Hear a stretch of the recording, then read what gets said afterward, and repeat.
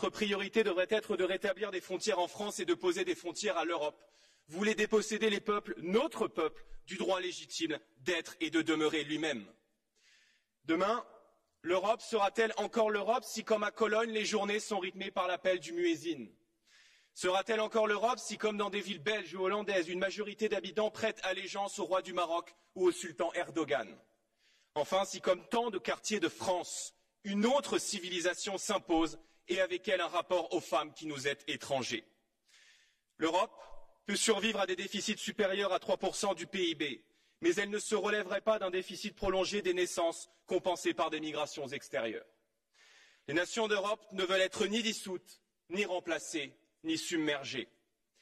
L'élection présidentielle des 10 et 24 avril prochains ne décidera pas seulement du sort de la France, mais de celui de l'Europe tout entière. Monsieur le Président de la République, comment pouvez-vous prétendre aujourd'hui en rassembleur en Europe, alors que vous aurez été jusqu'au bout le diviseur de la France, préférant à l'unité du pays la concurrence généralisée et donc la guerre de tous contre tous?